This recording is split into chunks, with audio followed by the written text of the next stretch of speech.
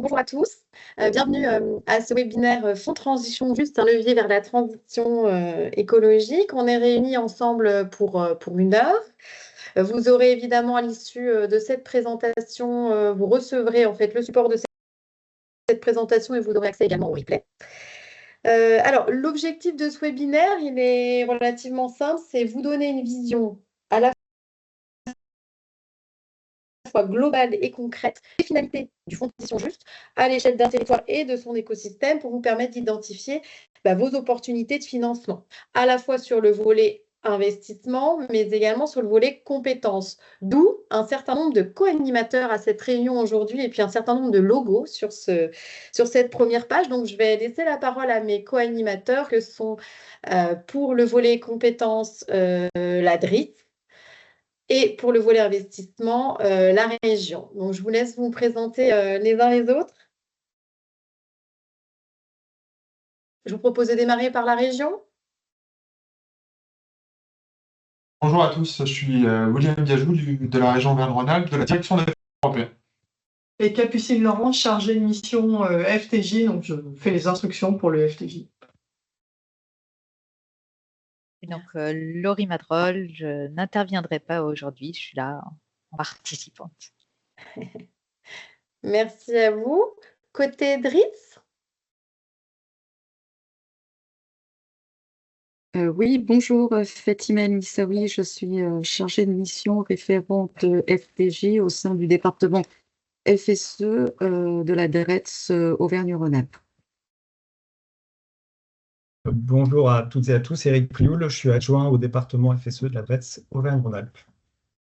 Merci à vous. Et puis pour le compte d'OPCO2I, peut-être Adrien, je te laisse te présenter. Bonjour à tous, Adrien Campillo, responsable du département conseil donc pour la région Auvergne-Rhône-Alpes chez OPCO2I. Merci. Et puis, je vais clôturer ce tour de table. Donc, Élodie Chable, responsable projet au département stratégie action territoriale au OPCO2I Auvergne-Rhône-Alpes. Allez, ceci étant fait, je vous propose de rentrer dans le vif du sujet et puis de vous partager un petit peu le sommaire aujourd'hui. L'idée, ça va être quand même de prendre un temps avec quelques propos introductifs, notamment posés par la DRITS. Ensuite, on reviendra sur les ambitions et les finalités du FTJ. C'est important de connaître la trajectoire pour, du coup, mieux comprendre le point d'après qui est le cadre du FTJ et finalement son cadre de déploiement et comment, effectivement, vous, concrètement, entreprise, ça peut vous impacter. Et donc, on terminera par un côté plus pratico-pratique sur finalement quelle mise en œuvre pour mon entreprise. Donc, il y a vraiment 2 temps dans ce webinaire. Un premier temps, je dirais, plus de présentation et qui repose le cadre, le contexte. Et puis, un second temps vraiment de questions-réponses pour revenir sur toutes les zones d'ombre, les questionnements ou les problématiques que vous pourriez avoir en relation avec le sujet. Donc, pour ça, n'hésitez pas sur la première partie plutôt à nous faire remonter vos questions dans le chat. Sur la seconde, vous l'avez compris, on sera en questions-réponses. Donc, les micros sont ouverts et libres à chacun, effectivement, de prendre la parole. Alors, Eric, je vous propose de démarrer. Merci. Donc, tout d'abord, je vous remercie à toutes et à tous d'être présents pour ce webinaire. Je vais faire une introduction très générale pour proposer le cadre du FTJ. Donc, en fait, ce fonds de transition juste s'inscrit dans le plan national intégré énergie-climat 2021-2030, qui vise, donc c'est un plan français, qui vise la neutralité carbone à l'horizon 2050. Ce plan s'appuie sur 3 piliers. Il vise une baisse de la consommation énergétique totale en 2030 par rapport à 2012. Il vise également une baisse de 37% des émissions de gaz à effet de serre en 2030 par rapport à 2005. Et il vise l'atteinte d'un tiers de la consommation d'énergie d'origine renouvelable dans la consommation d'énergie finale brute totale nationale. Donc voilà, donc il y a ces 3 piliers qui sont visés. Et donc, pour atteindre ces objectifs, la baisse des émissions. Et dans le cadre du plan national FTJ, l'État français a identifié que plus de 75% des émissions de CO2 de l'industrie en France proviennent essentiellement de 4 secteurs d'activité. On a la coquefaction et le raffinage, on a l'industrie, l'industrie chimique, pardon, la fabrication d'autres produits minéraux et la métallurgie. Voilà, donc on a ces grands secteurs d'activité qui sont très fortement émetteurs. Et de surcroît, on a pu identifier en fait que les émissions de ces industries sont concentrées essentiellement dans 6 grandes régions, dans 6 territoires plus particulièrement. Donc, il y a la région Hauts-de-France qui est concernée, il y a le département des Bouches-du-Rhône. Chez nous, il y a la vallée de la chimie, l'agglomération grenobloise. Nous avons aussi la région Grand Est et les Pays de Loire et la Normandie qui sont concernés. Dans chaque grande région, on peut avoir soit toute la région, soit certains territoires particuliers, soit un département qui sont plus particulièrement concernés.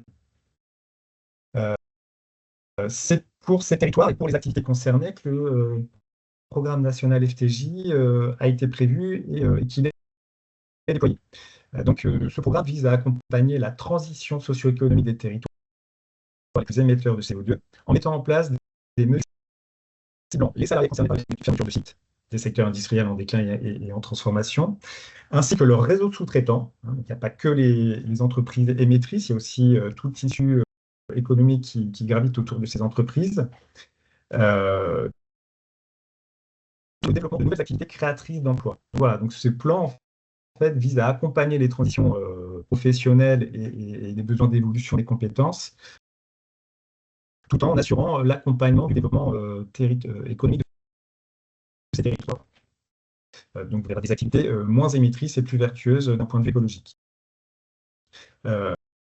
Pour mettre en œuvre ce plan, l'État français dispose de plusieurs autorités, en fait. Donc l'autorité de ces autorités, une de ces autorités, ce sont les régions disposent d'un plan propre qui est représenté devant vous par les représentants de la région Auvergne-Rhône-Alpes. Donc chaque région, chaque conseil régional a son propre plan et le conseil régional intervient sur le volet développement économique. Et au sein des régions administratives françaises, d'un point de vue déconcentré, en fait, chaque DRETS dispose cette fois-ci sur un volet développement des compétences des salariés, accompagnement du développement des compétences des salariés et transition professionnelle. Donc, nous concernant plus spécifiquement, nous avons une stratégie qui vise à sécuriser les parcours des salariés par l'ajustement de leurs emplois et compétences, qui se décline en 2 axes. Nous avons donc déployé en début d'année et en fin d'année dernière et en début d'année 2 appels à projets. Un appel à projet qui vise l'accompagnement des demandeurs d'emploi et des actifs en transition professionnelle. Et nous avons déployé un 2e appel à projet, cette fois-ci, qui concerne l'accompagnement des salariés des industries en déclin et en transformation. Appel à projet qui cible plus spécifiquement les opérateurs de compétences. Donc, c'est l'appel à projet sur lequel que nous allons présenter aujourd'hui et qui vous concerne plus spécifiquement. Donc, voilà. Donc, nous avons ces 2 appels à projet déployés et donc, c'est bien pour ce second appel à projet que nous sommes présents avec vous aujourd'hui. Merci beaucoup pour cette introduction très complète. On va d'ailleurs en reprendre quelques éléments en repositionnant effectivement les ambitions du FTJ, ses finalités. Alors, le fonds de transition juste, c'est avant tout un fonds structurel européen qui fonctionne sur un principe de programmation tous les 7 ans. Donc, comme vous voyez là sur la slide, là, on est dans la programmation 2021-2027.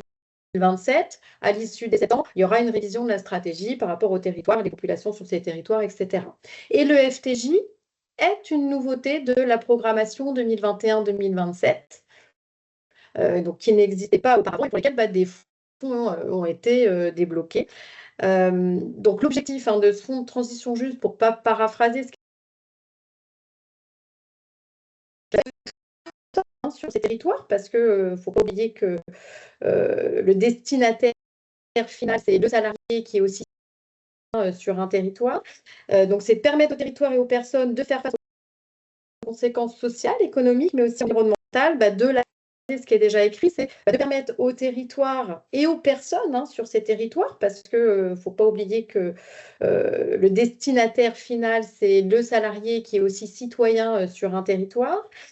Donc, c'est de permettre aux territoires et aux personnes de faire face aux conséquences sociales, économiques, mais aussi environnementales de la transition écologique notamment, vers une économie neutre pour le climat, dans la ligne droite des objectifs décidés sur la base de l'accord de Paris à l'horizon 2050. Donc, la notion de juste est quand même relativement importante, ça a été redit par Eric. L'idée, c'est de compenser sur le plan social les effets induits par la décarbonation.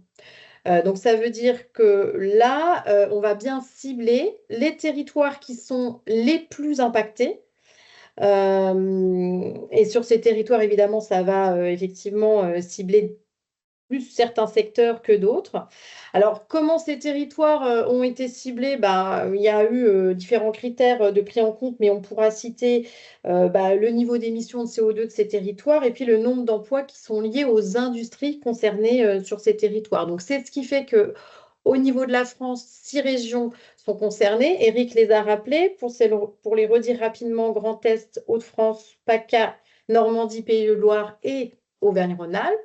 Avec un budget débloqué pour ce faire. On parle de 670 millions d'euros pilotés par l'autorité de gestion, la région, sur le volet investissement, développement économique, et de 309 millions d'euros pilotés par l'autorité de gestion, qu'est la DRITS, déployés par les partenaires OPCO et France Travail sur le volet formation pour 2 cibles différentes. OPCO, population salariée, France Travail, plutôt demandeurs d'emploi. Voilà. Et si on continue l'entonnoir en Auvergne-Rhône-Alpes, on parle de, pour le volet région, 77 millions d'euros et pour le volet État DRITS, 33 millions d'euros déclinés en partie vers les OPCO et France Travail. L'objectif, atteindre la neutralité carbone à l'horizon 2050, on se l'est dit, des territoires ciblés. Sur ces territoires, des secteurs un peu plus identifiés, amenés fortement à se transformer ou à décliner. On pourra citer centrales à charbon, métallurgie, ciment, chimie. On reviendra plus en détail sur ce que ça recouvre. L'idée, et vous l'avez compris, c'est quand même d'embarquer des territoires, un écosystème. Et donc, pour les territoires, c'est favoriser la diversification de leur économie, développer l'activité recherche-innovation, les énergies renouvelables, soutenir la reconversion des travailleurs qui seraient concernés directement par cette transition. Donc ça, c'est important de l'avoir en tête. Et puis, effectivement, ce que ne soutient pas le FTJ, les énergies fossiles, le démantèlement ou la construction de centrales nucléaires et le secteur du tabac. Voilà. Alors, voyons maintenant de façon un peu plus opérationnelle, maintenant qu'on a en tête finalement la trajectoire, la philosophie, les finalités, le cadre du FTJ, notamment via son déploiement. Alors, le FTJ, on l'a dit, c'est d'abord un périmètre géographique éligible. Donc, Fatima, je vous laisse poursuivre sur cette... Je vous remercie. Alors effectivement, le périmètre d'intervention du FTJ a été défini dans le cadre du conventionnement des GEFP Commission européenne, avec la précision que le FTJ, au regard un peu de l'hétérogénéité de notre territoire, que ce soit sur la base du diagnostic territorial et de développement économique, 2 territoires avaient été identifiés, ce qu'on appelle, je vais aller très vite là-dessus, la vallée de la chimie, avec les communes qui sont inscrites et qui sont rattachées donc à cette vallée de la chimie, et l'agglomération grenobloise avec les EPCI, les communautés de communes et d'agglomération qui sont inscrites. On s'est rapidement rendu compte que ce périmètre-là était très restrictif au regard du type d'éligibilité des opérations et donc le service FSE FTJ de la DRETS Auvergne-Rhône-Alpes a négocié avec le niveau national et le niveau européen pour étendre ces deux territoires ce qu'on appelle aux zones d'emploi. En fait, aux territoires qui sont définis par l'INSEE comme étant des bassins d'emploi. Alors, ça peut paraître jargonneux là-dessus, mais très rapidement, on se rend compte que derrière le jargon, il y a quand même une ouverture et des possibilités offertes par le périmètre zone d'emploi. C'est que quand on prend par exemple la zone d'emploi de Lyon, et je vais aller rapidement là-dessus, hein, je pense que je vais pas vous noyer derrière des aspects qui sont extrêmement techniques. C'est tout simplement pour vous dire que les zones d'emploi vont nous permettre d'élargir le territoire et de rendre beaucoup plus d'opérations et donc d'implantation aussi d'entreprises éligibles au dispositif, ce qui n'était pas le cas avec juste la vallée de la Chimie et l'agglomération grenobloise. Quand je prends par exemple la vallée de la Chimie, vous allez me dire, mais pourquoi Lyon 7e est éligible et le reste des arrondissements de Lyon ne le sont pas? Parce que sur la base d'une définition stricto sensu de l'impact CO2 sur le territoire défini, visiblement, le CO2 se concentre à Lyon 7e. Donc, les départements, les agglomérations, les arrondissements, limitrophes n'étaient pas concernés. Mais plaisanterie mise à part, la zone d'emploi de Lyon va nous permettre d'ouvrir ce territoire-là et de couvrir l'ensemble du territoire lyonnais, donc l'ensemble des arrondissements, mais pas que. Cette fameuse zone d'emploi de Lyon va, par exemple, s'étendre sur des territoires qui appartiennent au département limitrophe.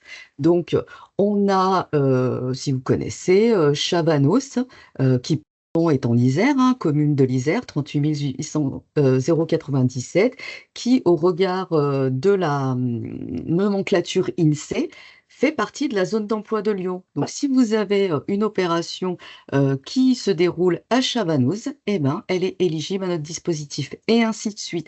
Les fameuses zones d'emploi, pour aller rapidement, c'est la zone d'emploi de Lyon, la zone d'emploi de Vienne-Annonay, celle de Grenoble, celle de Voiron, pardon, excusez-moi, j'ai un chat dans la gorge, celle de Bourgoin-Jallieu et celle de Bourg-en-Bresse. Et finalement, quand on met ça, quand on le traduit à travers une cartographie, on se rend compte que non seulement on dépasse largement les territoires consignés, hein, Bronche, Sasse-sur-Rhône, Loison et ainsi de suite, mais on déborde aussi les départements puisqu'on touche des territoires qui sont limitrophes à ces départements-là et on permet à des opérations qui sont tout à fait dans le cadre de l'enjeu poursuivi par le FTJ et dans la philosophie des opérations promouvables au regard des secteurs d'activité, on se rend compte que ces opérations auraient pu ne pas être éligibles du fait simplement du périmètre. Maintenant, elles le deviennent et je pense que ça facilite le travail aussi bien de Codezy, de nous en tant qu'autorité de gestion et financeurs, et puis surtout, ça profite aux territoires qui pleinement peuvent se saisir de cette opportunité financière. Voilà. Merci beaucoup, Fatima. Donc, vous l'avez compris, FTJ associé à périmètre géographique, mais pas que.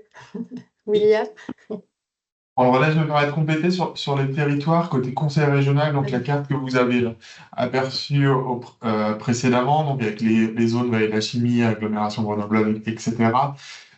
C'est la carte d'éligibilité du FTJ jusqu'à l'été 2025. Et cet été, on a pu négocier avec la Commission européenne pour élargir le territoire FTJ à la totalité des territoires du Rhône et de l'Isère. Ainsi, sur le volet investissement que Capucine vous présentera tout à l'heure, on peut financer les entreprises qui sont localisées sur ces deux territoires départementaux. Donc voilà, deux logiques. Zone d'emploi pour la DRETS et nos territoires pour Rhône-Isère. Sur la slide suivante, Elodie, s'il vous plaît. Donc, on a tendance à dire qu'il y a sur le FTJ, il y a deux filtres, le filtre territoire qu'on vient d'évoquer et le filtre secteur d'activité qui est à l'écran. On a développé un code couleur pour vous exposer ce qu'on peut financer. Côté région et DRETS, on a des champs d'activité communs qui sont la chimie, les produits minéraux non métalliques et la métallurgie.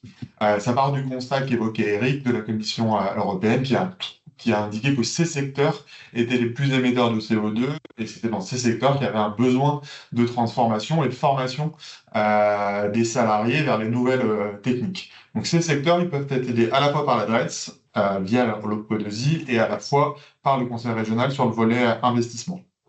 Côté OPCO2I, mais Elodie, je vous laisserai compléter, il y a le secteur de la coquefaction raffinage qui est en plus qu'on ne peut pas faire nous, côté conseil régional.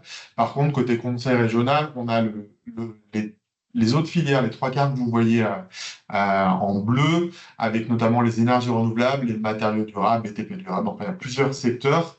Et on a un secteur qui n'en est pas un, mais qui est plutôt un type de projet finançable, c'est tout ce qui est économie circulaire, où on a la possibilité d'accompagner d'autres secteurs d'activité économique du moment qui sont dans un processus d'économie circulaire. J'ai vu dans les questions, il y avait une question sur le textile, s'il est éligible. On peut imaginer des projets dans le secteur du textile s'ils répondent à cette logique d'économie circulaire, réutilisation des ressources. Donc sur les secteurs, on est ouvert à la discussion avec les différents bénéficiaires potentiels pour pouvoir creuser les projets et vérifier qu'ils s'inscrivent bien dans la finalité du FTJ. Dans le cercle intérieur, vous avez les exemples de projets qu'on peut financer, RDI, équipement, construction et formation. Mais là, on rentrera plus dans le détail dans les prochaines slides. Pour compléter la réponse de William sur le textile, moi j'étais en lien avec un porteur de projet qui développait un textile hydrofuge qui habituellement sont conçus avec des PFAS sans PFAS. Donc là, on avait une entrée sur les matériaux durables, par exemple. Donc ça dépend du projet derrière. Merci. Et puis peut-être aussi une précision pour les entreprises qui sont rattachées à l'OPCO2I. C'est vrai qu'il est d'usage quand on collabore ensemble qu'on raisonne plutôt branche professionnelle, convention collective. Là, sur ce projet, on a vraiment un cadrage et un raisonnement un peu différent puisqu'on raisonne NAF, donc appréciation activité économique, ce qui veut dire pour la chimie qu'on est sous le code NAF 20, donc ça couvre presque 100% de l'ensemble des entreprises de la chimie qui sont rattachées à l'OPCO2I. Sur la métallurgie, c'est le code NAF 24, donc on ne couvre pas toute la branche métallurgie, mais une partie seulement, notamment celle davantage concernée sur la production et la transformation des métaux. Sur les produits minéraux non métalliques, on est sur le code NAF 24, pardon, je viens de le dire 23, pardon. Donc là, ça renvoie à plusieurs branches côté OPCO2I, que peut-être le verre, la mécanique, les matériaux de construction, ciment, etc. Et puis, coquefaction et raffinage, on est là sur ce qu'on appelle, nous, notre branche pétrole, le code NAF 19. On est très peu concerné. On a une seule entreprise éligible en Auvergne-Rhône-Alpes, donc voilà.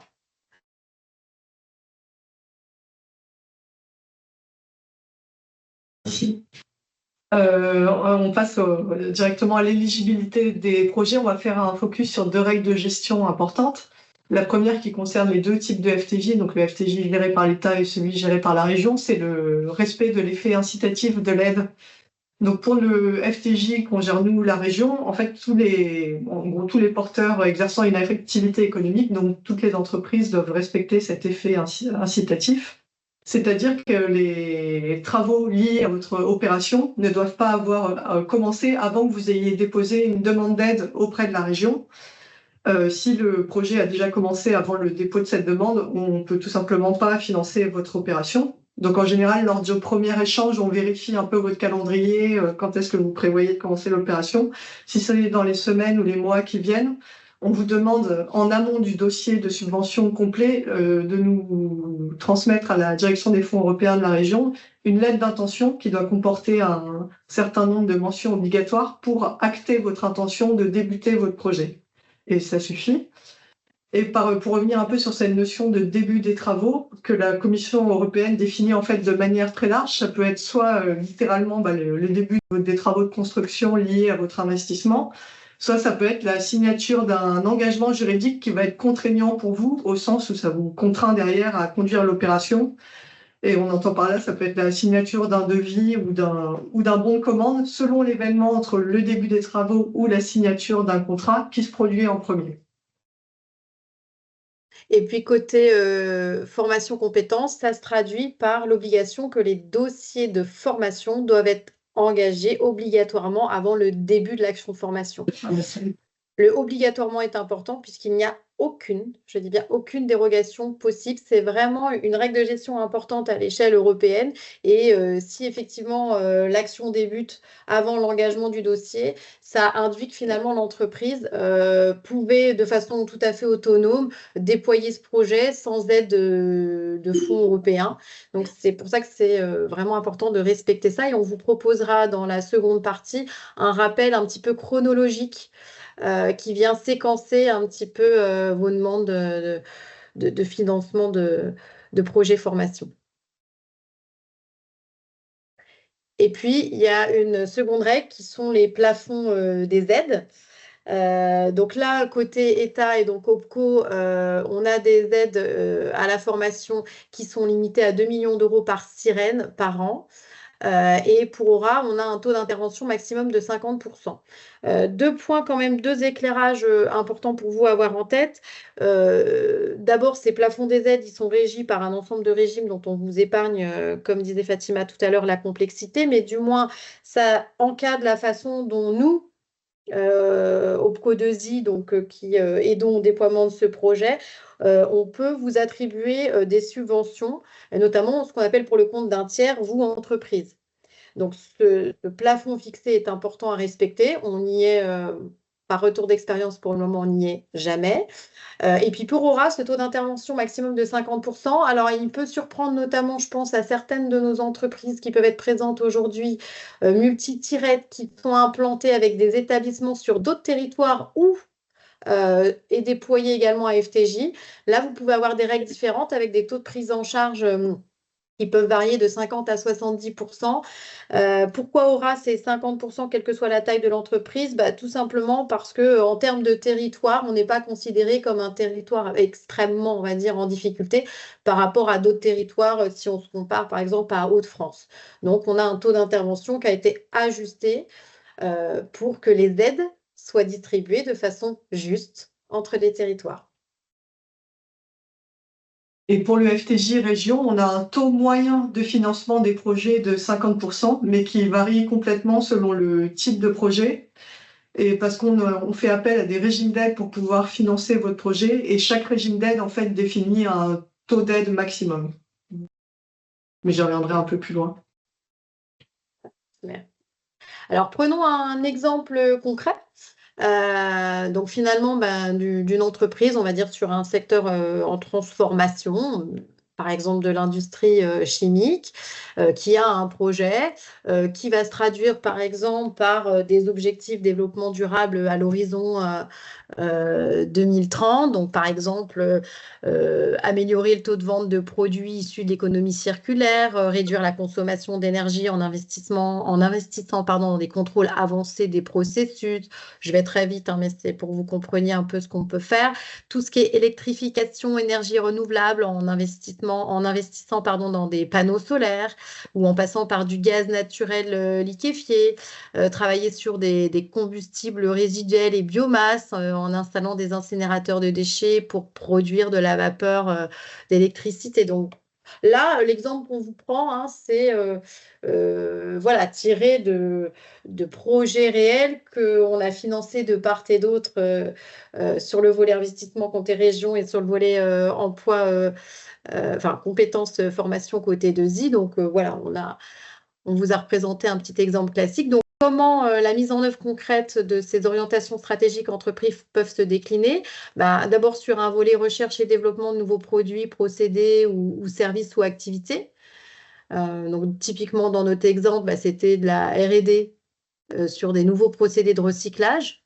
Voilà, donc développement de nouvelles technologies de traitement pour favoriser les taux de recyclage des produits. Et là, typiquement, Capucine, on va être Voilà, donc pour ce projet-là, le bénéficiaire, il a eu un financement en région à hauteur de 50% sur ses dépenses de personnel et ses dépenses d'équipement. Alors, on a dit équipement, mais c'est pas le coût d'achat, c'est l'amortissement sur la durée du projet. Voilà. Et il avait un deuxième projet, puisque, in fine, après avoir développé son nouveau procédé, l'idée, c'était d'étendre l'usine actuelle, pour lequel il pourrait aussi bénéficier d'un financement FTJ pour sa nouvelle usine de recyclage. Mais à l'heure actuelle, ce n'est pas encore un projet qui a abouti. Et puis évidemment, il y a un dernier volet qui est le plan de développement des compétences des salariés, hein, comment accompagner ces évolutions de stratégie d'entreprise.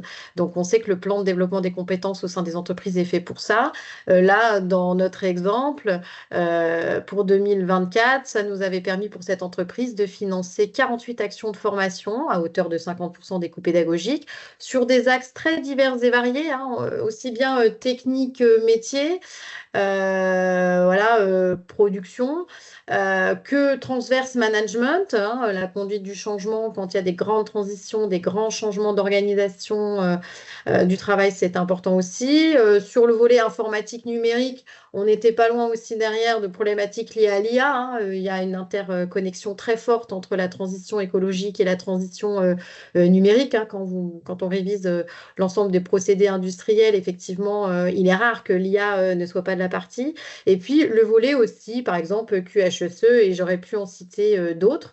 Derrière, ça représentait 95 personnes formées, hommes, femmes, tout niveau de qualification et tout métier, qu'on soit encore une fois sur une partie production technique ou transverse.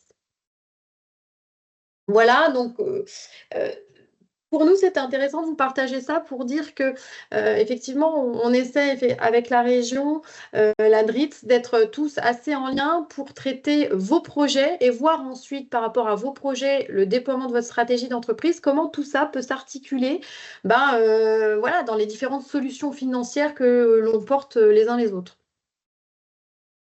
Alors, si on continue de zoomer sur le FTJ État, donc volet formation compétences, 2 cibles. La première, les entreprises, on l'a vu, qui relèvent des codes NAF et donc des secteurs d'activité particulièrement ciblés, on les a cités tout à l'heure, et qui sont également aussi présentes sur les territoires éligibles. On en a parlé aussi tout à l'heure. Ça, c'est ce qu'on appelle notre cible 1. On a également rappelé que ce FTJ visait à agir au niveau d'un territoire, de son écosystème et donc a fortiori de l'écosystème de l'entreprise. C'est ce qui fait qu'on a une deuxième cible sur ce FTJ, qui est la cible sous-traitant mais fournisseur uniquement. Et donc là, ce fournisseur, évidemment, il n'est pas tenu d'être dans le même cadre que la cible 1 concernant les codes NAF d'activité, hein, parce que s'il y a une sous-traitance d'activité, c'est justement qu'on est sur un champ complémentaire à celui de l'entreprise. Mais en revanche, ce sous-traitant, ce fournisseur doit être présent sur les territoires éligibles. Juste pour faire un zoom et pour compléter les propos de Fatima tout à l'heure, effectivement, sur le FTJ Auvergne-Rhône-Alpes, on a eu une première programmation 2023-2024 qui était tenue par des règles un petit peu plus strictes. On a fait un bilan, on a discuté, chacun a œuvré à son niveau pour assouplir. On a de l'assouplissement qui s'est mis en place. Comment concrètement ça se traduit? Eh ben, si je fais une lecture cible 1, entreprise éligible au FTJ 23-24, c'était 203 établissements. Aujourd'hui, on parle de 424 établissements, donc c'est multiplié par 2. Et sur la cible 2, on parlait de 1847 établissements. Aujourd'hui, on est à plus de 6800 établissements. On a multiplié par 2,5. Donc, c'est quand même une voie de simplification et d'ouverture qui n'est pas neutre. Les formations éligibles, c'est toutes celles qui sont en lien direct ou indirect avec votre projet de transition écologique. Et donc, ça va concerner finalement toutes les formations qui concourent à anticiper les conséquences liées à la décarbonation, à sécuriser les parcours professionnels, à maintenir l'employabilité des collaborateurs, à accompagner des transitions professionnelles de changement de métier ou de profession pour certains, et à anticiper des évolutions prévisibles d'emploi, de métier, de compétences, qualifications, etc.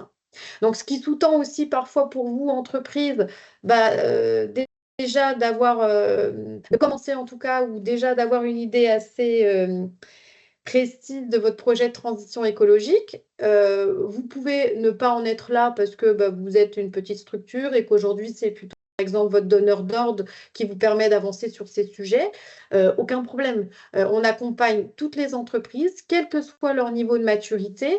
Et si pour en arriver à des projets concrets avec des financements d'actions de formation, il y a besoin d'étapes intermédiaires qui est en premier lieu de vous accompagner sur dessiner un projet de transition écologique en partant de diagnostics très techniques, précis et un peu plus ouverts, on a aussi dans notre offre de service des outils pour vous accompagner dans ces démarches préalables. Alors, on a des exceptions quand même sur les financements de formation, rien de nouveau sous le soleil, tout ce qui relève de l'obligation générale de sécurité de l'employeur. Donc, on vous a mis quelques exemples, SST, incendie, EPI, gestes et postures, donc PRAPR, manipulation d'extincteurs, etc. Et puis, tout ce qui va concerner la formation interne. Ça, ce sera strictement exclu, entre guillemets. L'enveloppe en cours d'attribution, on parle de 6 millions d'euros qui vont pouvoir être mis à disposition de nos entreprises entre maintenant, enfin en tout cas depuis le 19 mai même précisément, jusque fin 2028. Donc ça aussi, c'est intéressant de l'avoir en tête. On est en mesure de vous accompagner sur un temps long. Ce qui vous permet à la fois de prendre le temps d'embarquer votre écosystème, ce qui vous permet peut-être aussi d'être plus ambitieux dans un contexte d'instabilité conjoncturelle, politique, et également de restrictions budgétaires, parce que malgré tout, j'ai donné des chiffres qui peuvent paraître importants, mais à l'échelle du financement qu'on a, on a quand même une enveloppe conséquente, disponible sur plusieurs années, pour peu d'élus, si je puis dire. Donc, il y a une vraie opportunité d'être accompagné sur ces enjeux. Elle existe aujourd'hui. On ne sait pas sur la prochaine programmation si elle existera toujours. Donc, c'est vraiment une opportunité intéressante. Et c'est plus facile d'y aller maintenant en le choisissant que d'y aller plus tard sur contraintes réglementaires un peu forcées et peut-être en étant moins bien accompagné parce qu'à ce moment-là, on n'aura plus de fonds à disposition pour ce faire. Alors, on vous avait proposé, mais ça, on ne la passera pas, vous aurez tout le loisir de le regarder, une vidéo pour illustrer voilà, des projets qui peuvent être encore accompagnés. C'était aussi l'occasion pour nous de vous parler d'un collectif d'entreprises qui s'appelle Les Entreprises s'engagent. Donc ça, c'est toute entreprise volontaire peut adhérer à ce collectif et ça vous permet d'accéder à un certain nombre d'outils pour vous aider à passer à l'action sur un certain nombre de sujets, dont celui de la transition écologique, mais pas que. Mais en tout cas, il y a un volet écologique assez présent et ça vous permet aussi de rejoindre des clubs départementaux pour discuter entre pairs sur vos territoires, vous permettre d'avancer avec des vues un petit peu complémentaires. Donc voilà, c'est aussi l'occasion de parler de ce collectif. Et pour terminer, évidemment, votre première ressource à vous, entreprise, si vous souhaitez un peu passer à l'action, c'est de contacter votre conseiller OPCO2I. Au-delà de ça, suite à ce webinaire, vous pouvez largement aller sur notre site internet pour avoir une vue sur l'offre complète qu'on vous propose sur la partie œuvrer pour l'environnement. Entre parenthèses, voilà, je vous ai parlé de quelques éléments, mais vous voyez qu'on a déjà étoffé un petit peu ce parcours. Vous avez une page dédiée spécifique sur le FTJ avec une plaquette à votre disposition. Et puis, en complément, l'OPCO2I, on vous propose aussi des services pour vous permettre de mieux vous situer sur votre secteur d'activité, votre branche, sur les problématiques métiers dans l'industrie qui touchent à la thématique de la transition écologique. Et on fournit sur notre observatoire un certain nombre d'études qui peuvent être intéressantes pour vous, notamment là, en lien direct avec le sujet, l'étude sur l'impact de la transition écologique sur les métiers et les compétences de l'industrie, que vous pourriez presque, avec votre conseiller, croiser avec une étude récente qui vient d'être publiée sur l'interindustrie en Auvergne-Rhône-Alpes. Voilà.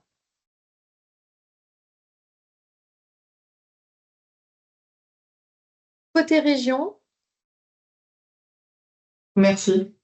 Alors, côté FTJ région, on propose en tout 6 types d'actions finançables, dont 2, elles sont déclinées dans des fiches dans lesquelles on détaille bien les critères d'éligibilité, les bénéficiaires éligibles, les dépenses éligibles, etc. Et on a deux qui s'adressent aux entreprises. Donc, une action consacrée à la recherche, développement et innovation, dans laquelle on va financer des projets recherche individuelle portée par des entreprises, ça doit être de la recherche industrielle ou du développement expérimental. Donc, on ne finance pas la recherche fondamentale qui correspond à des niveaux de maturité technologique bas. Donc, les niveaux TRL 1 et 2, on ne les finance pas. On finance que le TRL 3 à 8. Les bénéficiaires, c'est les entreprises de toute taille, donc petites, moyennes, grandes au sens de communautaire. Et le taux d'aide va dépendre de la taille de l'entreprise. Plus l'entreprise est grande, moins le taux d'aide sera important. Les dépenses éligibles pour les projets de RDI, ça va être les équipements uniquement pour l'amortissement. Et du coup, j'ai vu la question de Monsieur Odo dans le chat. L'amortissement des équipements, ça dépend de votre type de projet. Si c'est un projet de RDI, on va prendre l'amortissement. Si c'est un projet d'investissement productif, on va prendre le coût d'achat.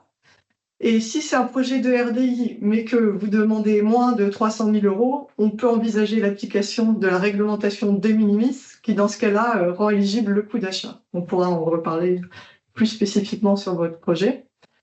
En tout cas, pour la RDI, en général, on prend l'amortissement sur la durée du projet. Les dépenses de personnel, elles sont aussi éligibles. Les prestations externes de type recherche contractuelle ou achat, location de brevets, c'est éligible.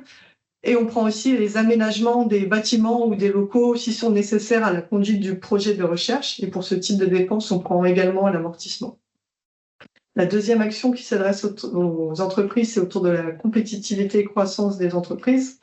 Donc, on finance des projets qui permettent soit la modernisation et l'adaptation des processus, soit l'augmentation des capacités de production, qui sont en lien avec nos filières du FTJ que William vous a présenté. Là, les bénéficiaires éligibles, ce sont uniquement les PME. Et les dépenses éligibles, ça va être les équipements, donc cette fois-ci le coût d'achat, certaines prestations externes, les achats de terrain ou de bâtiments et la construction ou l'aménagement des bâtiments. Et dans ce type de projet, on exclut les dépenses de personnel et on ne prend pas non plus les dépenses en crédit bail. Et un mot sur notre taux de programmation à date, il est de 27%. Donc, on a financé essentiellement des projets dans les deux types d'actions que je vous ai présentés, RDI et compétitivité des entreprises. En décembre 2025, où a lieu le prochain comité de programmation, on a une cible de 50% à peu près de consommation de notre enveloppe FTJ. Donc, il nous reste quand même des crédits. Et on va financer aussi nos premiers projets STEP, souveraineté technologique pour l'Europe, dans lesquels on finance de la RDI et compétitivité des entreprises en lien avec des secteurs assez élargis et pointus aussi, stratégiques pour l'Union européenne. Alors, quelques règles générales sur les projets. Donc, le taux de cofinancement moyen des projets, on en a parlé, il est de 50%. Mais il dépend des autres cofinancements dont vous pourrez bénéficier sur le projet et de l'application des régimes d'aide d'État. Pour donner un exemple, pour les projets de compétitivité, on n'a aucun régime d'aide qui nous permet d'aller au-delà de 35% de taux d'aide. Le taux d'aide, ça va être en général soit 10, soit 20%, soit 35%. On a un montant minimal de subvention selon le type d'action. Donc pour les actions de RDI, à l'issue de notre instruction, quand on aura vérifié l'éligibilité des dépenses, on doit arriver à un montant minimal de subvention de 100 000 €.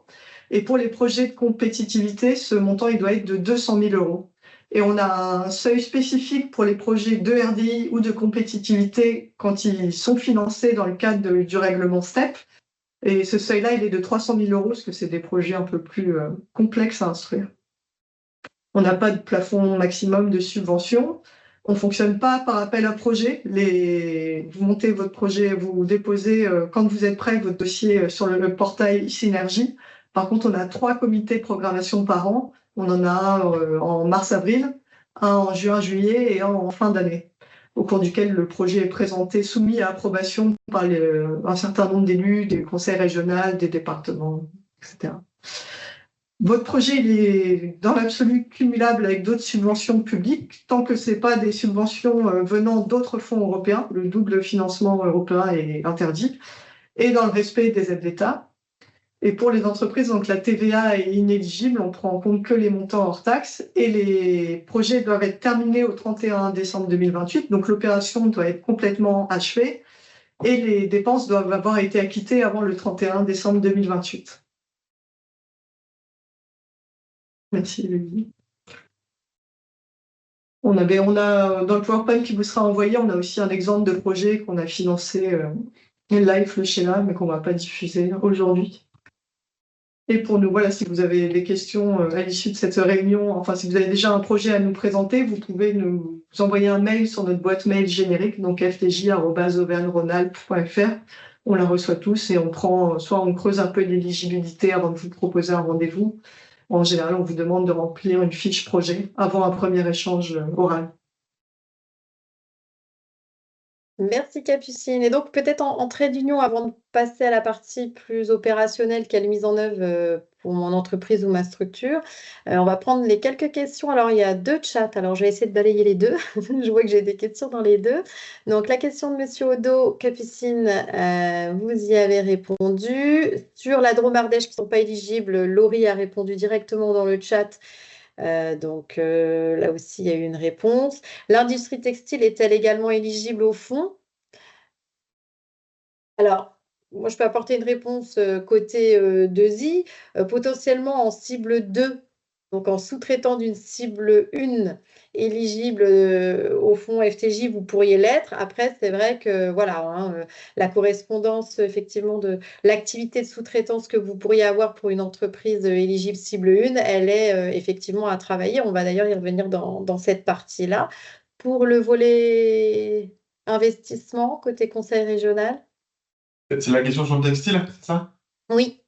Oui, on l'a évoqué un petit peu dans nos propos. Le textile ne fait pas partie des filières cibles du FTJ, mais vu qu'on peut financer des projets en lien avec les matériaux durables et l'économie circulaire, en fonction de la typologie du projet, on est disposé à votre disposition pour creuser le projet et voir s'il rentre dans une de nos catégories.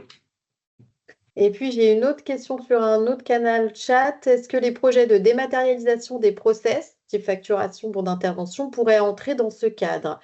Sur le principe, oui. Alors, même si de premier abord, on se dit que peut-être ça concerne davantage la transition numérique, mais c'est bien dans une finalité de transition écologique in fine.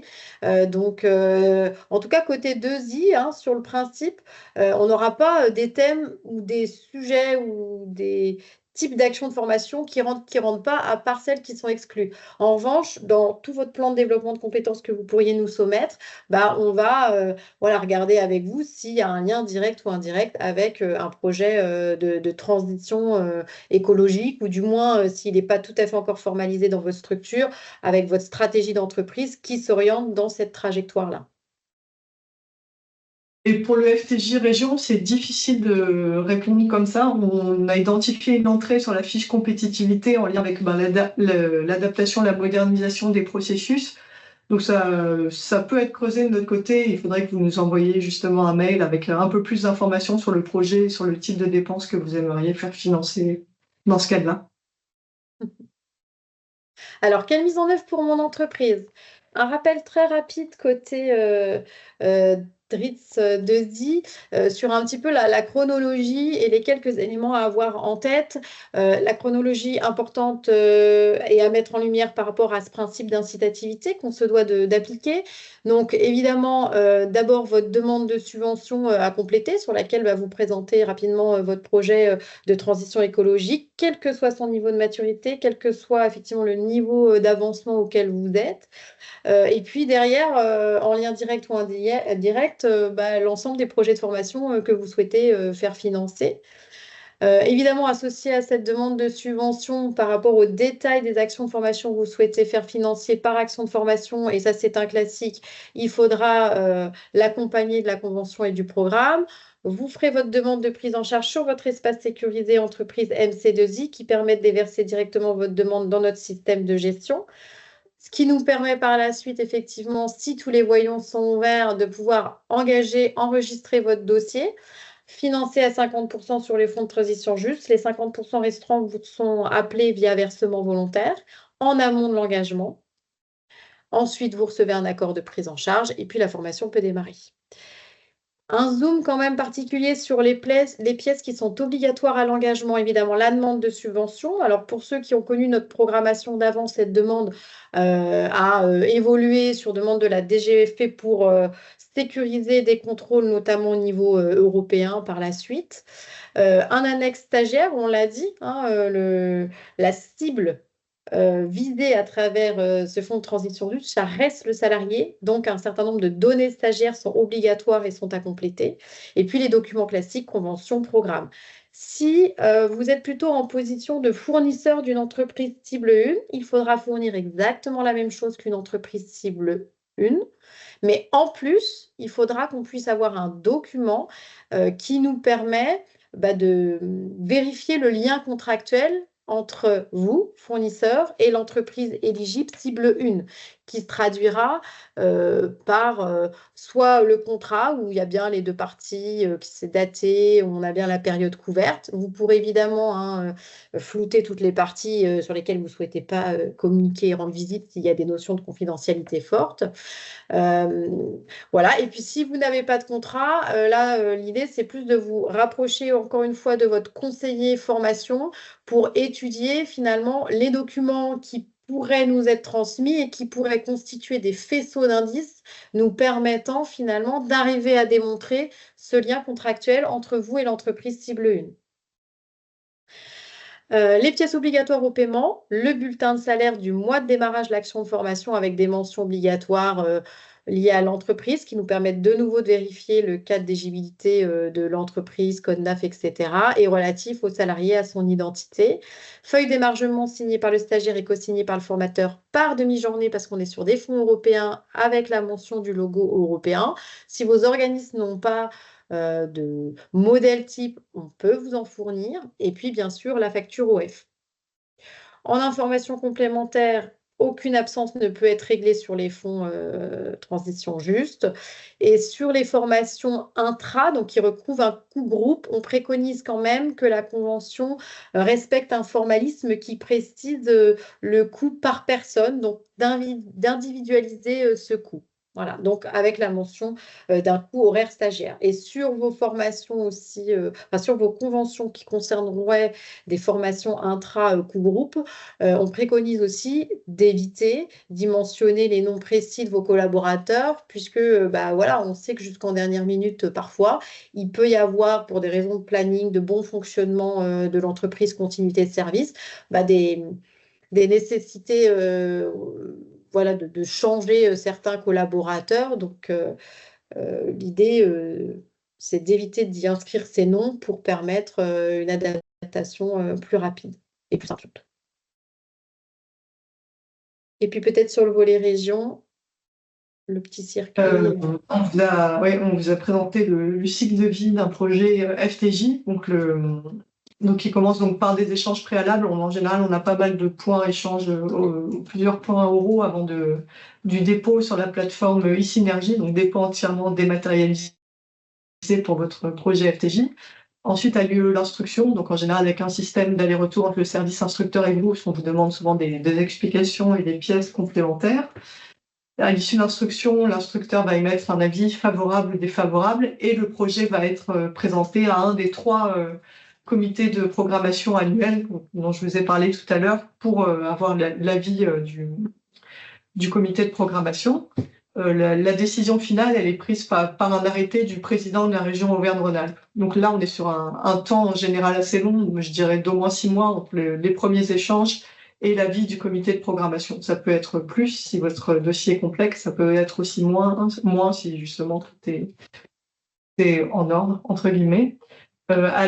Suite à la décision du président de région, on vous transmet la convention et à partir de là, le projet continue et il faut savoir que le FTJ, comme la plupart des fonds européens, intervient en remboursement de dépenses. Donc à la signature de la convention, vous ne toucherez pas à la subvention.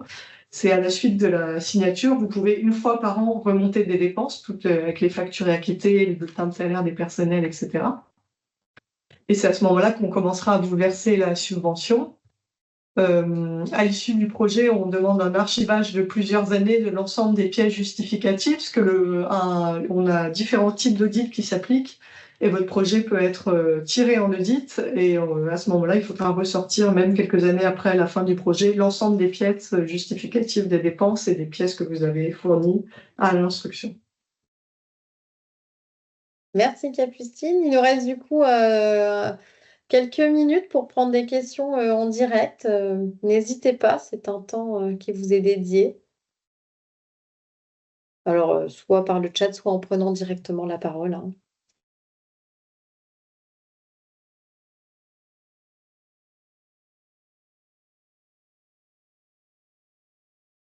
Ok, a priori, pas de nouvelles questions. Eh bien, écoutez, je vous propose dans ce cas-là de terminer ce webinaire. On vous remercie pour votre présence. Comme annoncé en début de webinaire, évidemment, vous recevrez le support de présentation et vous aurez accès au replay. Et les équipes côté conseil régional et DESI se tiennent évidemment à votre disposition pour étudier vos cas précis, vos situations précises pour voir si effectivement il y a des possibilités de financement pour vous. Très belle journée à tous. Merci à tous les intervenants et au plaisir de vous retrouver sur des projets FTJ. Merci beaucoup. Merci. Merci Elodie. Au revoir. Merci, Au au revoir. revoir. Merci, au revoir.